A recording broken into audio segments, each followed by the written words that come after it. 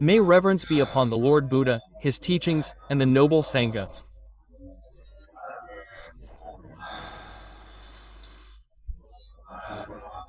May happiness, well-being, and prosperity in the Dhamma be upon all the faithful.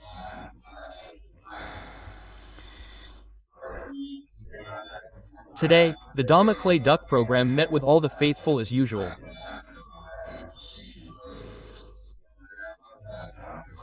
Listening to the Dhamma can calm our minds, which are distracted. Restless people can become calm. After listening to the Dhamma, those with distracted minds should listen to the Dhamma. Therefore, the benefits of listening, as the Lord Buddha taught, are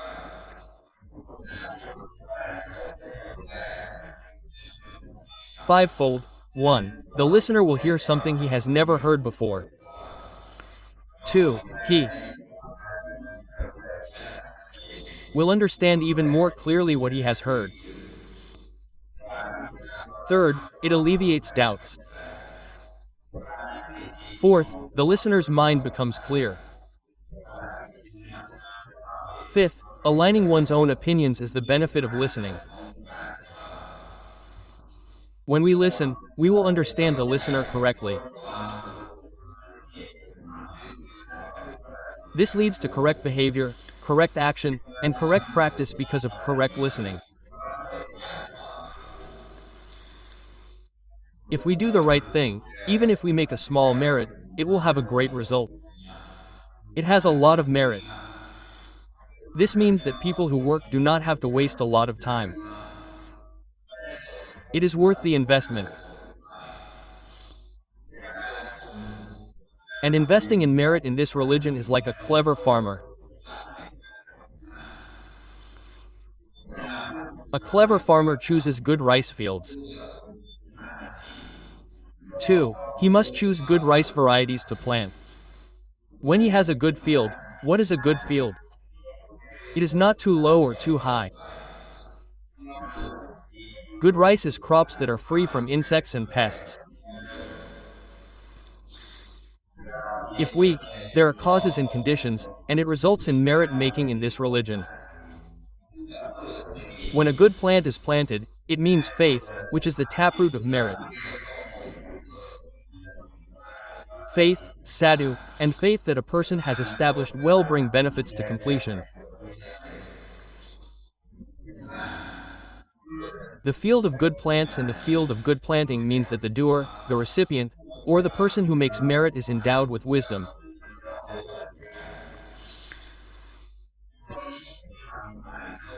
It results in great results and great merit, as the praised person said, that making merit in this religion, Anataram Punyakatam Lokasa, the Sangha is the world's field of merit. Lay people and farmers say that it results in great results and great merit. But making merit in this religion must be in line with the Sangha, not specifically with personal almsgiving, such as giving alms to a monk at that temple or a monk at this temple.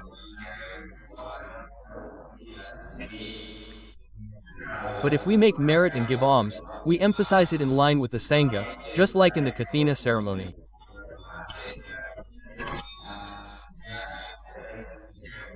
No matter how many hosts there are, how many groups, how many hundreds, thousands, tens of thousands, hundreds of thousands of people, they must unite in unity and be one host.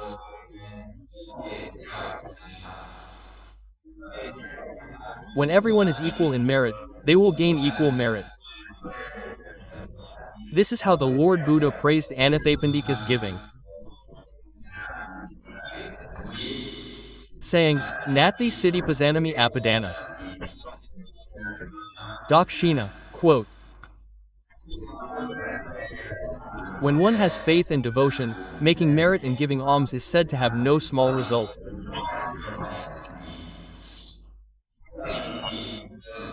When one has faith and determination, it is like receiving a mirror to guide the way to heaven. Instantly eliminate stinginess from the heart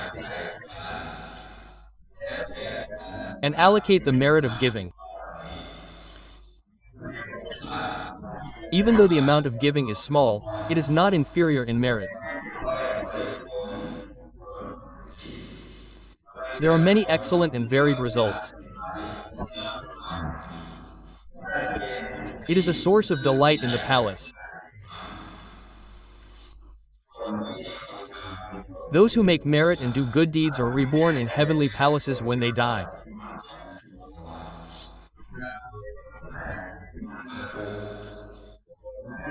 If we read about Vamanavada, people give alms to crows, people give alms to beggars, people give alms to ants, termites, insects that swarm along the road.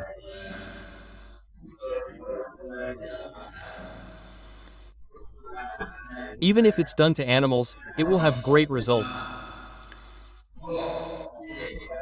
Those goddesses will have glass palaces, golden palaces floating in the air. If a person makes merit like in Kathina robe offering ceremonies, oh, this is a lot of merit because they sow seeds in a good field. Sowing seeds in a good field, how can we look down on it? Oh, it's a small merit, a little merit. Giving a little alms, participating in a little Kathina robe offering, the Lord said, don't look down on the rain that falls from the sky. Layperson, each drop of rain that falls from the sky fills the vessel with water. In the same way, the merit that a person accumulates frequently becomes a cause and condition for its completion.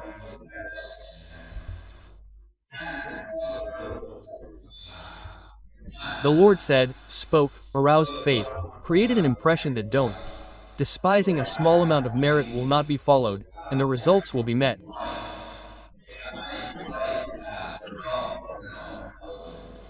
Even an open jar of water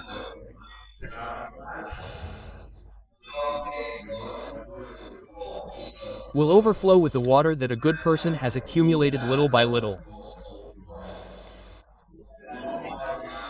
If you do it, it will not flow away and will be filled with merit. That is stable. Merit will send the body to a golden palace. If we talk about making merit, we will be pleased to do it. I saw relatives and friends making merit and were delighted. I once went to a funeral and saw relatives and friends calling out to each other to offer robes, choosing brothers, aunts, uncles, and sisters to offer requisites.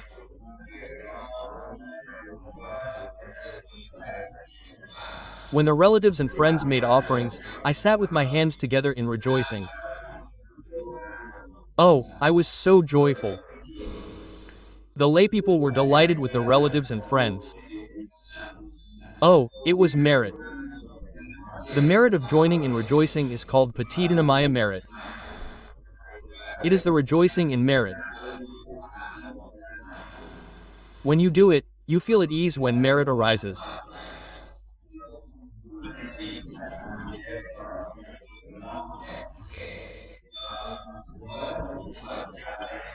In my heart, now I would like to dedicate the merit I have gained from ordination, the merit from giving alms, the merit from spreading the Dharma teachings, the merit from distributing necessities and offerings to fellow monks and novices from the past until the present.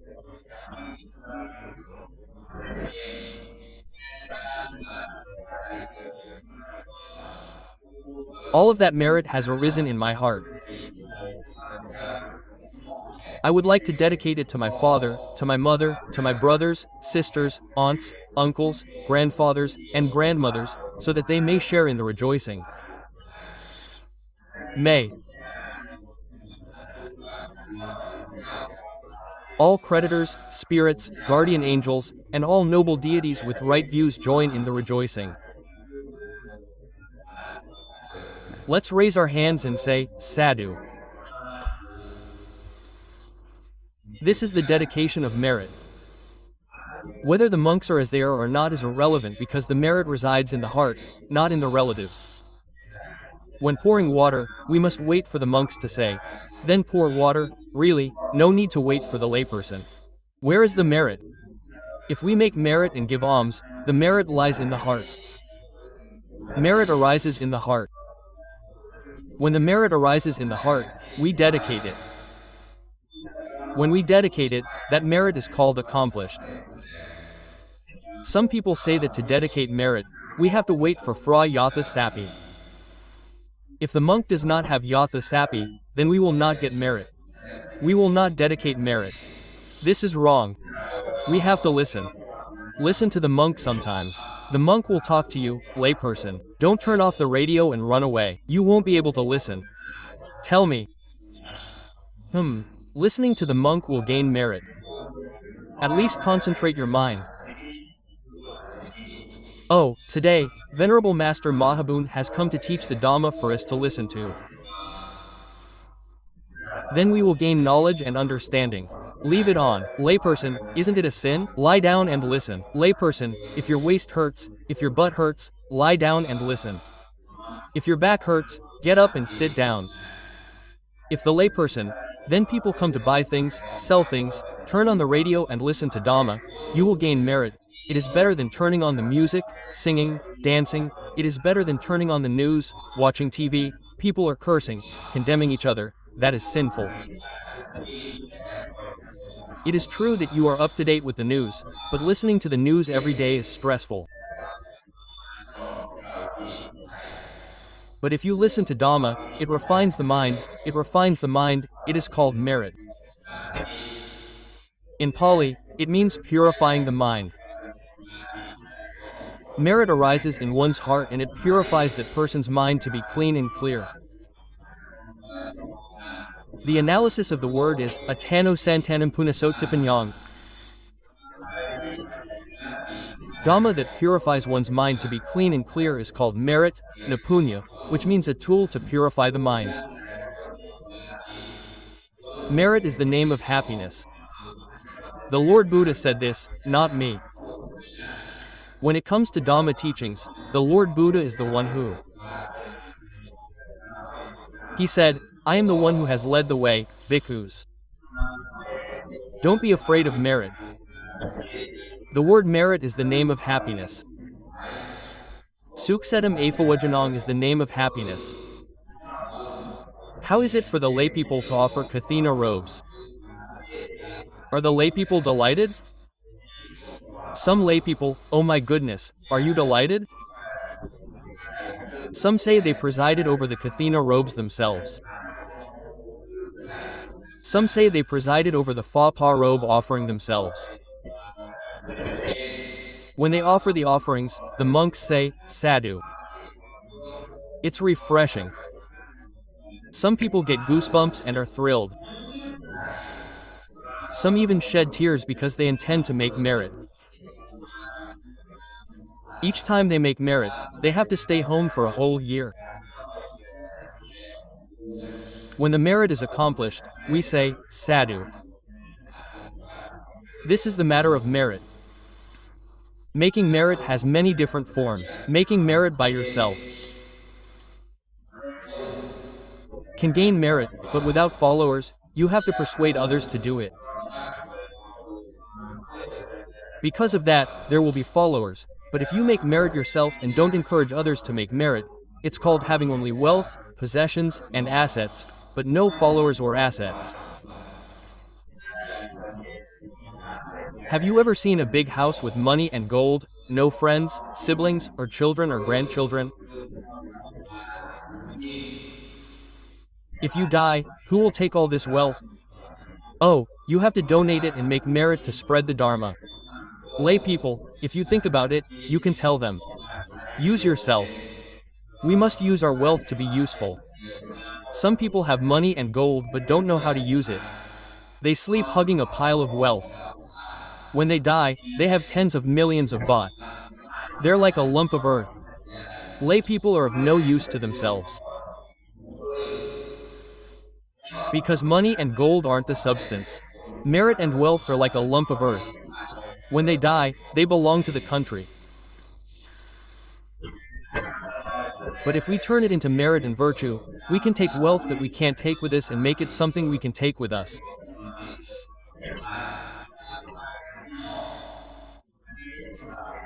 External wealth is called worldly wealth, vulnerable to floods, robberies, thieves, powerful people, or friends who snatch it away, borrow it and never return it.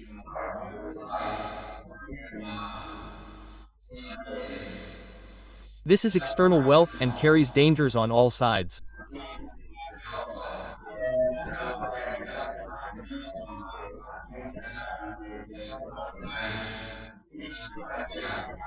But if we transform external wealth into noble wealth, that is, internal wealth that is far from enemies, we can donate it, use it to pay for a radio station, spread the Dharma, build huts, build temples, donate to pay for water and electricity to support the monks and Sangha, buy pens, buy chocolate, use pens to write on, and donate them to the monks' schools where the abbots teach Dharma.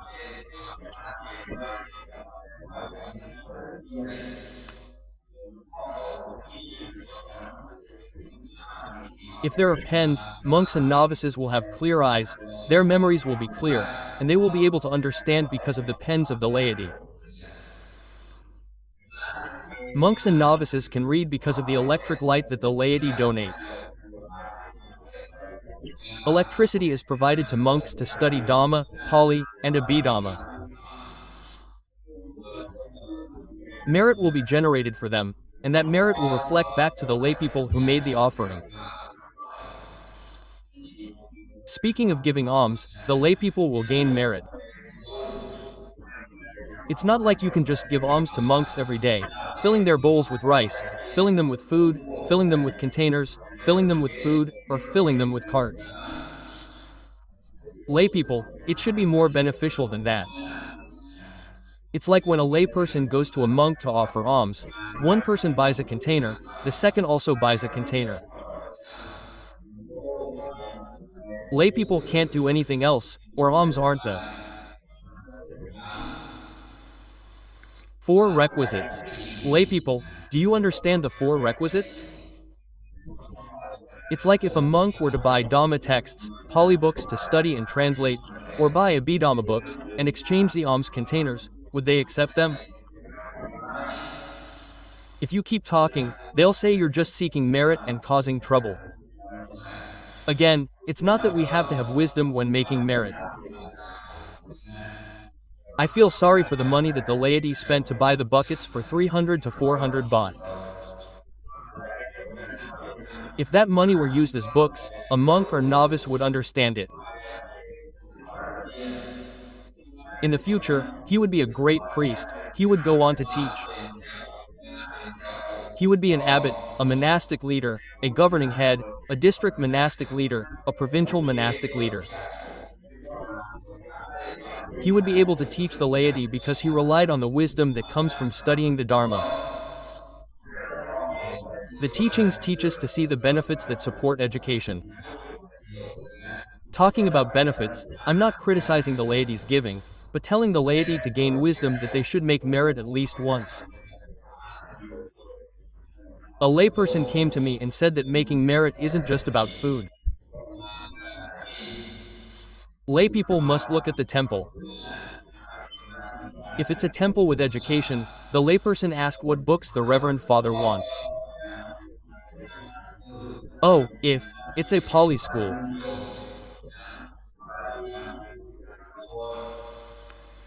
Pali books, Dhammapada books, if it's a high-level Dhamma study like Samantapasadika, Visuddhimagga, Abhidhamma books, those books are expensive.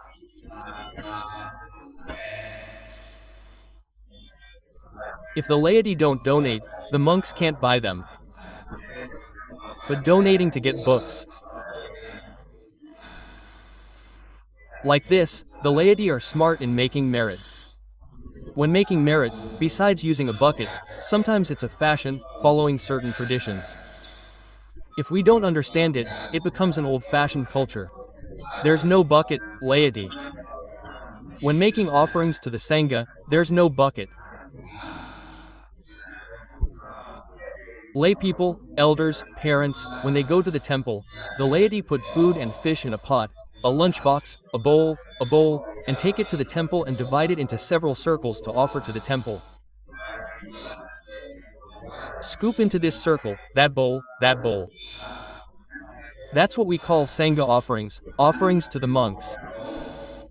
The word Sangha doesn't mean just monks. The word sangha refers to a group of monks, nuns, and practitioners. They are called sangha or fellow practitioners. When we go, we offer alms to the sangha.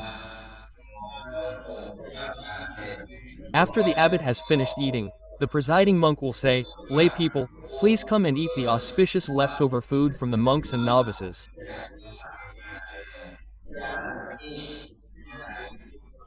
If the lay people eat the leftover sweet and savory food from the monks and novices, it is considered auspicious and not a sin because the abbot has a presiding monk to offer it. By saying, presiding over the sangha, it is not considered a sin. Some lay people don't understand. If they go and offer alms to the sangha, the lay people can't eat it. Oh, what were they thinking? Where did they get this from? It's creating problems for society. Don't think of problems that aren't problems and make them problems. Auspicious things are auspicious, not sacred objects. How is food auspicious? Oh, if the laity eat it, how will they be full? If the laity don't eat it and paint the sacred objects, they'll starve to death. When it comes to making merit, you have to make merit yourself and invite others to do it. You'll gain both merit. You'll have followers and wealth. You'll have many followers and friends.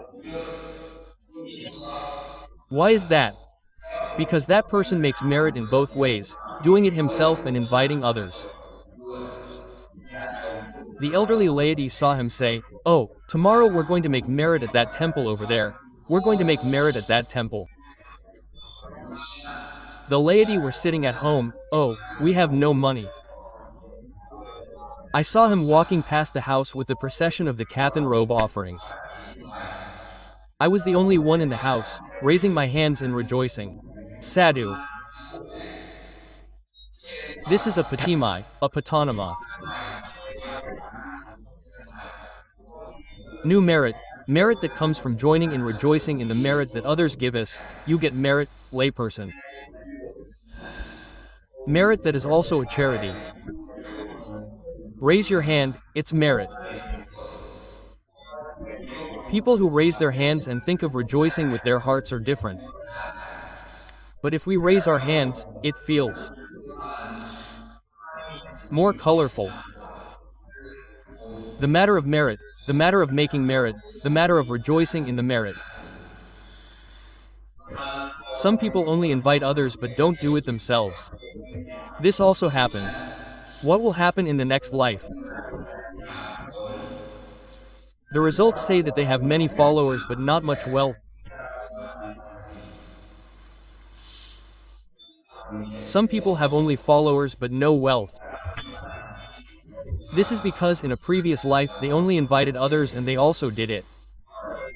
They invited others too, so they will gain wealth.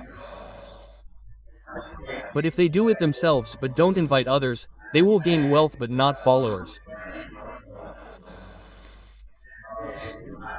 The last type is that you yourself don't do it and you don't encourage others. If you block others, it's even worse. If you don't do it yourself, you won't gain merit. And you don't encourage others, so it's called being born again in the next life.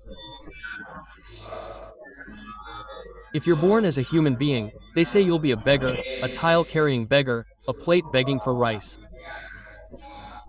That's what they call residual karma, residual sin. People who don't do good must do evil. When there's no good, it bears fruit. When it bears fruit, somewhere, they go to hell, to be born as a hungry ghost, a demon, or an animal. This is about encouraging people to make merit. Merit is the cause of happiness. This merit is almsgiving. You have to spend money and gold. I entrust it to the faithful, but there's a lot of merit that's greater than almsgiving. When we talk a little about almsgiving, many relatives and devotees will understand. Do you understand or not? I have been to some places and seen laypeople or deacons leading offerings. If there are novices, they will recite Pali as novices. If there are no novices, they will only say, Amanima yang phant bhatanisa parivarani. If there are only monks, they will say, Bhikkhu yu sangasa. If there are novices in that temple, sitting at the end of the line, the deacons will continue offering, Samanera rasana Bhikkhu sangasa, Samanera rasana onokayama. Quote, Emanera rasana is like this. What's going on? There's no need to say anything. Novice rasana. The word Bhikkhu sangasa has monks as the leader. Do you know the leader? Once you say that you are the leader, the rest are the leader's followers. There's no need to say, Bhikkhu sangasa, Samanera rasana. If there are nuns, they will probably continue saying, Kai rasana onokayama. Don't do it, layperson. Oh, I once met a deacon's leading someone. This is funny, layperson. It's true, I'm not making up words to say. When I asked for the precepts, he said, not yet, not yet. So I reprimanded him because I'm a great monk who has studied Pali. When he spoke incorrectly, I warned him, not yet, not yet, not yet, not yet, twice. After I told him, he still didn't say, not yet, not yet. Wisung came to explain to me, saying that he didn't know anything. You haven't studied Pali, he said, you really don't know anything. What's with the lay leader? He doesn't know anything, so he said, what's wrong with you? It got complicated, layperson, because there were so many people in the hall. He had to say, not yet, not yet. He pressed us all, hey, he's a good translator too. This is called Pali, and he told us, not yet, not yet, not yet, twice. What's wrong with me? He accused me of not knowing. You know the truth, it's like that. If a person doesn't know, as the old saying goes, how can you fight someone who knows 10? If you just argue, you won't survive. It's like the funny story. A monk and a novice monk were arguing. The monk said there were more land animals than water animals. Look at a pile of ants that are countless, or a termite box that has tens of thousands, hundreds of thousands, or even millions. The novice monk said there were more water animals than land animals. He had never seen the sea, so how could there be so many aquatic animals? The novice couldn't argue with the layperson. So the novice quoted Pali, emphasizing that he hadn't studied Pali either. How could the layperson argue with him about Pali? Quote, Atahi adanonatho, he said. Water animals are more than land animals. When he brought up Pali, the novice smiled. The layperson couldn't translate. There are actually more water animals than land animals. It's a completely different matter. If it doesn't make sense, it doesn't make sense. This is how it is. Blind lay people, they all know nothing and just like to point things out. The ancients like to say that if you digress, you won't succeed. Today, I'll talk about making merit. Don't look down on small things and think that merit won't come to us. The merit of giving alms. Oh, two things higher than giving are precepts. Precepts are higher than giving alms. If you can't go to the Kathina robe offering ceremony, you can ask your children, grandchildren, relatives, and friends to do it for you. You can ask your children and grandchildren to give alms for you. This is giving alms for merit. But precepts can't be entrusted to each other and kept for each other because precepts depend on intention. Intention. Intention and abstention are called precepts. Sira means they are causes, conditions, and factors that lead to liberation from suffering. But when we give alms, we set the highest goal. We must aspire to liberation from suffering. Don't set a goal. At the very least, let it be this way, let it be this way, it's as much as you ask for. But if we wish for freedom from suffering, the highest point has great results and merit. Wise people make merit. Wise people make merit. When it bears fruit, it has abundant results and much merit. Therefore, morality depends on intention, intention to abstain. We intend to abstain, that is, I will not kill animals. I will not love anyone's property. I will not be unfaithful to my husband or wife. I will not be unfaithful to anyone's children, whether they are daughters or sons. I will not lie to anyone. I will not consume intoxicants that lead to carelessness and lack of mindfulness. Intention, intention, this is called abstaining from. This is when morality arises. Whether you observe the precepts at home or observe the precepts at the temple, merit, or morality, it has already arisen. Morality is not going to the temple, the precepts are not at home. But the precepts are in the intention to abstain. If we have the intention to abstain, the precepts will arise. We need to understand. If we don't understand, it will confuse us. The precepts are about the Dhamma, about practicing the Dhamma.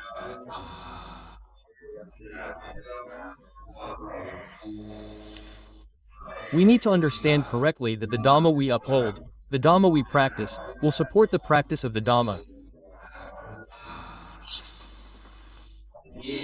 We need to understand the precepts, the intention to abstain. If the precepts are not just in action, like a person who doesn't kill animals, guards the house, raises children, raises grandchildren, whether they have precepts or not, we need to ask that person first what they think. Do they have the intention to abstain? If they don't have the intention to abstain because that person is at home, the house has air conditioning, the air is good, there are no mosquitoes, there are no animals to kill, but they don't think about killing. He didn't intend to abstain, so he didn't kill. That person is called a good person, but a person without morality. Don't say that being a good person means having morality. People who don't kill animals don't mean having morality. Morality doesn't mean just being idle. People who don't kill animals have morality. You have to ask whether they have the intention to abstain. If they have the intention to abstain, they are called moral and good people. But if they don't have the intention to abstain, they are called good people who don't do good, meaning they don't have morality. But if they have the intention to abstain, that is, they will observe the 5 precepts for the rest of their lives. This type of person has this intention. They are called whether they will kill or not kill animals. This intention to abstain is called having morality. Virulence arises from intention. Morality will have results and benefits depending on the intention. Encourage the subject of precepts. You don't have to spend money or gold. If you say that you gain a lot of merit because giving is an external merit, you have to reach into your pocket, spend money or gold. But precepts are not intentional. Intentionally abstaining from precepts will arise. Virat means abstaining from precepts, and then precepts will arise. Precepts are intentional.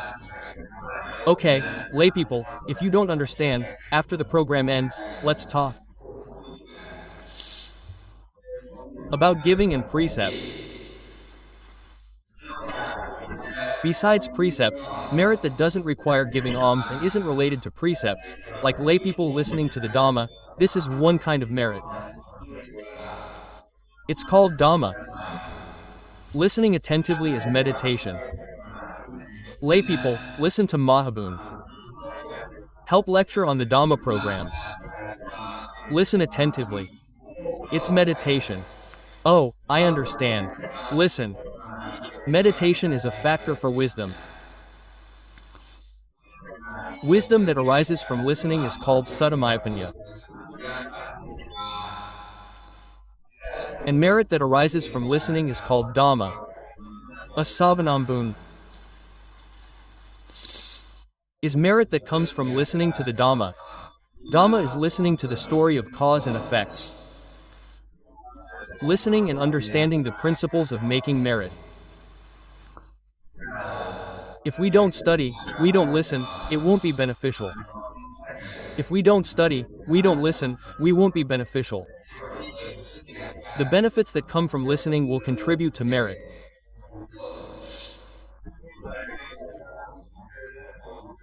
However, we must strive for merit, our lives. Don't abandon it. We won't be in this world long, relatives. We'll have to say goodbye soon. No one can escape it. You ask who dies first, who dies last. You ask whether it's better to die first or later. You. No, death is bad. Dying first is bad, dying later is bad. What kind of death do the wise praise?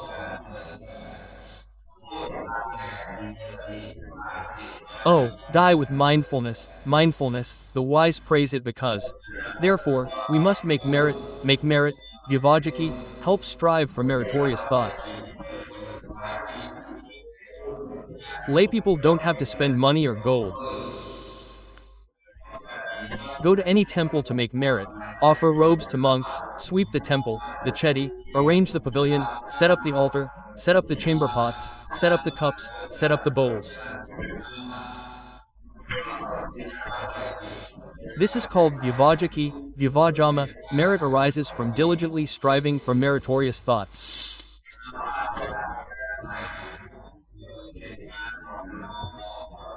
New merit arises from being humble, seeing the elders arrive, going to greet them, serving hot and cold water to the guests who come to the event.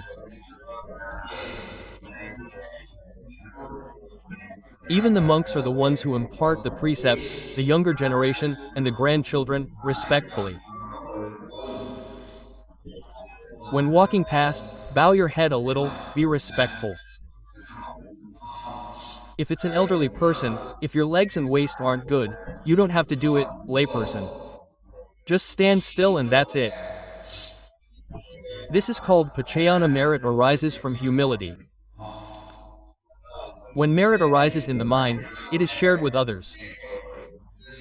This is called Patitana. Patitana means to share merit. When we make merit at Kathina robe offering ceremony and return home, Mom, today I made merit at Kathina robe offering ceremony and I made merit at Fapa robe offering ceremony. Mother rejoices. Mother raises her hands above her head, Sadhu. That is 100% true. But if you tell Dad, today I made merit. Dad has been angry since morning and said not to go anywhere. Mom went to make merit. Okay, go make merit. I won't eat merit from you. If that's not possible, layperson, we give merit to them and tell them about it, but they don't accept it. That person doesn't get merit. Like relatives, children, grandchildren, who give money to relatives, parents, grandchildren get merit because they give it to their fathers and mothers to make merit and they get another level of merit. It's called giving merit. When I received merit, when I returned home, I told my children and grandchildren that my mother had made merit and said, Amen. I gained merit in 2 levels. But if I told my children not to make merit, I wouldn't gain merit. Merit that comes from rejoicing in the merit that others have already made and then telling them about it is called patanamodana. This merit doesn't cost money or gold. Merit that comes from listening to Dhamma programs is called Dhammasavana merit. Merit achieved from listening. Listening creates concentration. Does it make you feel calm? Does listening to Dhamma programs to relieve suffering make you feel calm? Does it make you happy? Do you want to listen again? It doesn't make you bored. Listening makes you feel at ease. Having a comfortable mind is merit. It's not like turning on the radio and tuning to this station. This is a monk. This is my monk. I'm so bored. This kind of thing isn't good. You have to learn to turn off some of these programs. It's good to be selective.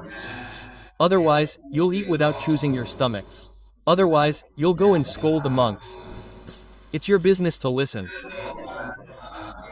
It's a merit, and the monks who preach the Dharma also do so with compassion. If they lacked compassion, they wouldn't have come to preach for us.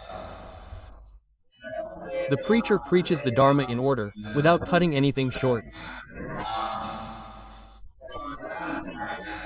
I'm determined to dedicate my teachings to honor His Holiness, the Supreme Buddha.